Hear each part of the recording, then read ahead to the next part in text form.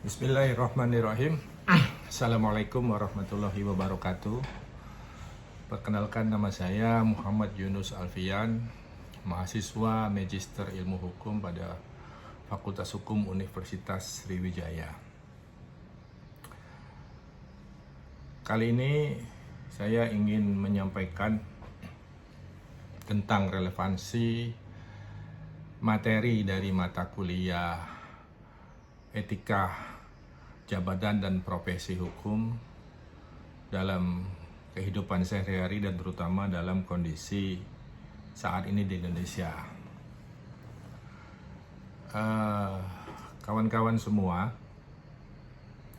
materi pada kuliah Etika Jabatan dan Profesi Hukum yang telah kita terima beberapa waktu lalu di perkuliahan memberikan wawasan dan pemahaman tentang pentingnya etika, moral, dan rasa tanggung jawab serta nilai-nilai etis yang harus dimiliki oleh seorang penegak hukum, baik itu hakim, jaksa, polisi, pengacara, maupun notaris atau pihak-pihak yang terkait dengan yang memiliki kewenangan atau jabatan yang berkaitan dengan hukum.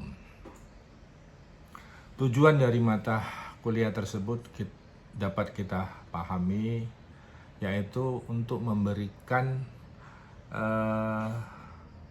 pemahaman terhadap kita semua selaku mahasiswa Magister Ilmu Hukum. Apabila nanti kita terjun ke dunia profesi, terutama profesi hukum, dapat menjalankan tugas dan pelaksanaan tanggung jawab penegakan hukum yang dilandasi dengan nilai-nilai etika, moral, dan rasa tanggung jawab, terutama mampu bekerja secara profesional dalam rangka penegakan hukum tersebut. Bahwa hukum diciptakan atau dibentuk dengan tujuan adalah untuk dicapainya keadilan bagi masyarakat, bagi kita semua.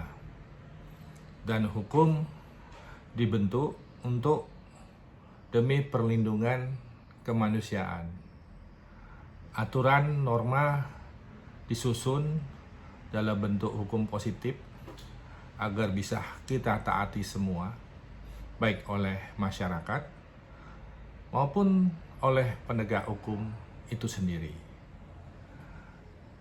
Namun kenyataannya, bila kita hubungkan dengan materi tentang etika jabatan dan profesi hukum yang kita terima,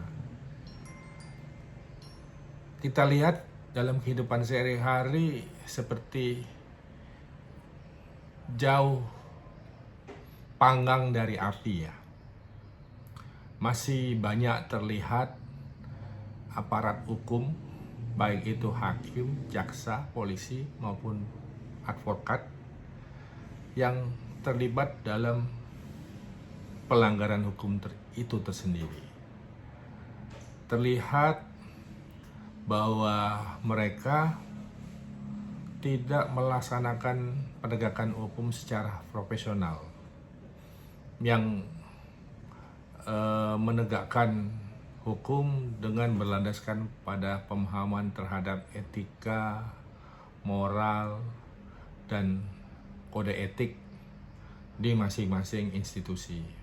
Kita tahu di masing-masing institusi penegak hukum, baik itu advokat, kepolisian, jaksa maupun hakim, selain memiliki aturan hukum positif, juga masing-masing memiliki kode etik di masing-masing institusi. Dan kenyataannya terlihat setiap pelanggaran dari para penegak hukum tersebut, sanksi yang diberikan kenyataannya atau kebanyakannya lebih bersifat administrasi atau pemberian sanksi yang ringan, bahkan tidak sedikit yang hanya yang diberi kata maaf gitu, hanya atau dimaafkan saja gitu. Jadi ini sangat penting ya kita sikapi dan kita sorotin, utamanya pada penegak hukum, karena penegak hukum adalah penjaga dari moralitas hukum.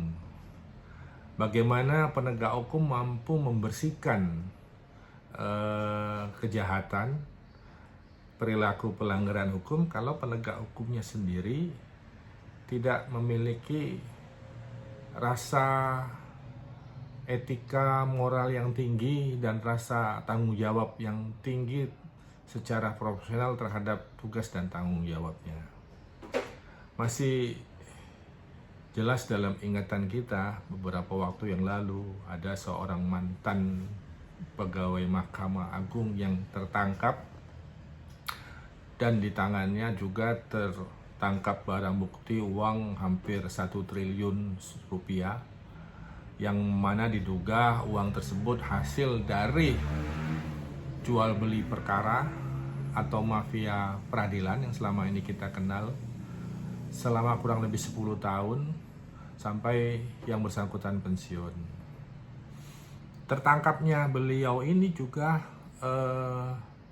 ternyata berimbas atau berawal dari tertangkapnya 3 hakim di Pengadilan Negeri Surabaya bersama advokat terkait kasus saya lupa namanya, yang diproses di Pengadilan Negeri Surabaya dan divonis bebas oleh Pengadilan Negeri. Kasus tersebut sangat janggal, vonis tersebut sangat janggal karena jelas di berbagai media bagaimana modus atau kejahatan yang dilakukan, ternyata bisa divonis bebas di tingkat Pengadilan Negeri.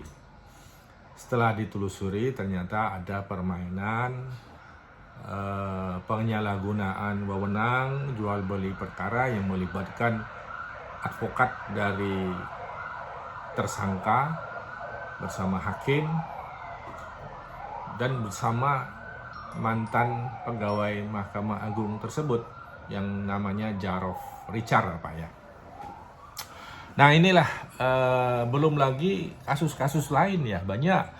Ada jaksa yang tertangkap dan divonis hukuman 10 tahun karena terlibat dalam upaya membebaskan seorang terdakwa kasus korupsi BLBI dana CSI Bank Bali ya Pak ya, Jaksa Pinangki ya Pak itu. Banyak juga kasus yang melibatkan aparat hukum kepolisian melanggar hukum atau terlibat dalam perbuatan-perbuatan tercela lain seperti terlibat backing judi online, backing perjudian. Nah, inilah yang saya katakan bahwa materi yang diberikan dari mata kuliah etika jabatan dan profesi hukum ini ternyata di kondisi di Indonesia saat ini masih belum bisa terserap atau terlaksana dengan baik oleh para penegak hukum. Menurut saya pribadi, penanaman nilai-nilai etika, moral, kode etik dan kejujuran ini tidak bisa cukup hanya diberikan dalam mata kuliah 1 semester, 2 semester, baik dari strata 1 maupun strata 2. Penanaman nilai-nilai moral, etika, dan kejujuran ini pada jiwa seseorang itu tidak bisa dilakukan secara instan. Itu harus dilakukan sejak manusia pertama kali memulai proses belajar. Sejak masa kanak-kanak sebelum manusia berangkat menjadi remaja bahkan dewasa. Dan ini tanggung jawab terbesar ada pada orang tua dan guru di sekolah tingkat dasar. Tapi kenyataannya sekarang degradasi moral, etika sangat masif tampak di secara pandangan mata ya. Kenapa hal ini bisa terjadi ya? Kita bisa lihat dalam 1-2 dekade selama ini dalam kehidupan masyarakat modern, kesibukan terutama di perkotaan ya, kesibukan orang tua sangat tinggi, ayah ibu bekerja sehingga jarang di rumah, dan pengasuhan anak diserahkan sepenuhnya kepada baby sister atau pengasuh yang bekerja hanya mengasuh saja. Jadi tanggung jawab orang tua ini tidak hanya sebatas tanggung jawab fisik terhadap anak, tapi juga dan yang paling utama tanggung jawab penanaman atau pendidikan terhadap jiwa seorang anak. Nah, inilah sehingga penanaman nilai-nilai moral, etika, dan rasa tanggung jawab terhadap anak menjadi kurang. Ditambah lagi pada tingkat sekolah dasar, sekarang kecenderungannya kurikulum pendidikan lebih memprioritaskan pada pemberian materi-materi yang sifatnya eksakta, sementara materi tentang budi pekerti sudah jarang atau mulai ditinggalkan. Fokus penilaian pada sekolah terhadap anak sekolah lebih fokus kepada pengetahuan ilmu pengetahuan umum atau eksakta. Penanaman nilai dan budi pekerti sudah berkurang. Kalau zaman saya sekolah dulu ada pendidikan moral Pancasila, ada pendidikan etika. Kalau sekarang informasi yang saya dapat itu sudah sepertinya udah tidak ada lagi. Nah, inilah kenapa saat ini kita lihat degradasi moral tampak masif ya. Bukan hanya di tingkat penegak hukum ya, di tingkat kalangan mahasiswa, justru pada mata kuliah tentang etika jabatan dan profesi hukum, kita lihat mahasiswa banyak yang sering datang terlambat. Nah, sering datang terlambat itu sudah menjadi kebiasaan dan akhirnya seperti dimaklumi. Padahal satu sisi itu salah satu bentuk kurangnya etika dari si mahasiswa tersebut. Jadi menurut saya pribadi penting sekali penanaman nilai-nilai etika, moral, dan rasa tanggung jawab ini harus terus diberikan kepada mahasiswa baik dari S1 maupun S2 dan S3. Bila perlu tiap semester ada. Dan juga pemberian hukuman kepada penegak hukum yang melanggar hukum itu harus diberikan sanksi yang tegas. Indonesia ini budayanya punya jiwa pemaaf. Jadi pelaku pelanggaran hukum atau yang melakukan kesalahan menjadi tidak ada efek jerah. Jadi untuk supaya hukum bisa ditegakkan dengan secara benar, perlu adanya efek jerah, perlu adanya kesadaran kolektif bangsa ini, perlu adanya upaya yang secara sistematis dan terstruktur dilakukan untuk melakukan berbagai perubahan agar